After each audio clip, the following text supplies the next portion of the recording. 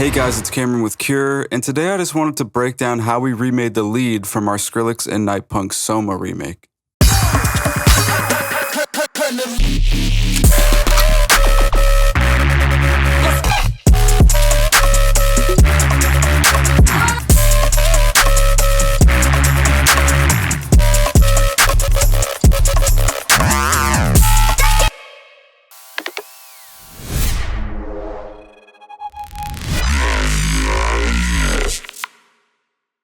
Firstly, I'd like to say, of course, we don't know if this is 100% how they did go about making the sound, but it's our way we went about it. So the lead in question is this sound right here.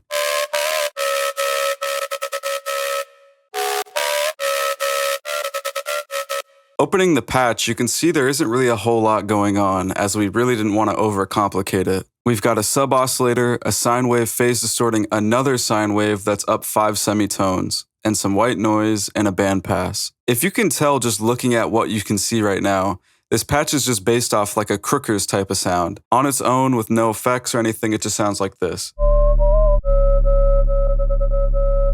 We thought at first that the sound could be some sort of like ring mod or frequency shifted lead, but we just opted for the Crookers method. For the movement, what we're doing is linking macros to control the rate, the FM's frequency, filter effects for the build, and the semitone pitch. LFO1 is controlling the volume of oscillator A, LFO2 is controlling the low pass filter that we'll get to in a moment, and LFO3 is controlling the frequency glide that's happening with the semitones. Macro 1 is set to LFO1's rate and the X position so it gets tighter when it goes faster. Macro 2 is set to the second oscillator's semitones, going from +5 down -9 for this exact moment in the sound,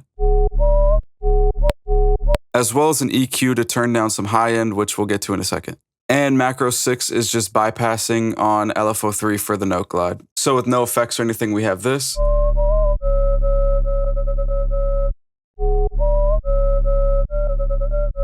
Onto the effects, remember that LFO2 has this upward ramp that is controlling the cutoff of this low pass filter.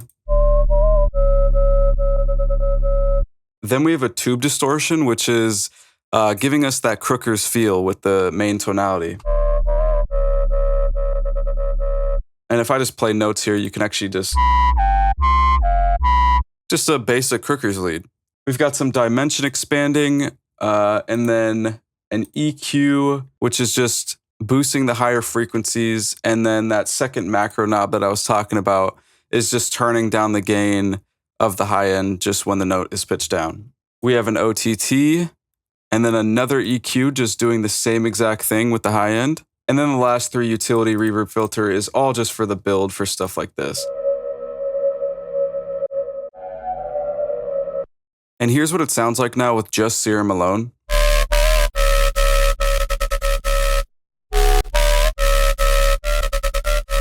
Now for the effects outside of Serum are really simple. We have a high pass just to get rid of the sub since we're using an external sub, a small amount of reverb, and a compressor to dip out the volume when the Reese is playing,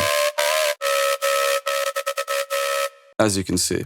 For the B section of the drop, you can hear that it's playing a higher frequency. And all we did for that was just put a frequency shifter at around 280 hertz, and we just put a utility just to boost it up a dB or 2. Now for the second version of the sound, this one, it's the same exact patch, but the only difference is the low pass filter's off, and then there's an overdrive being LFO'd as well as the sub-oscillator's volume, and then just a final EQ just cutting the mids and boosting the low end. Finally, outside of that, all we're doing is just modulating this EQ high pass for the ending of the notes. Then altogether, we have this.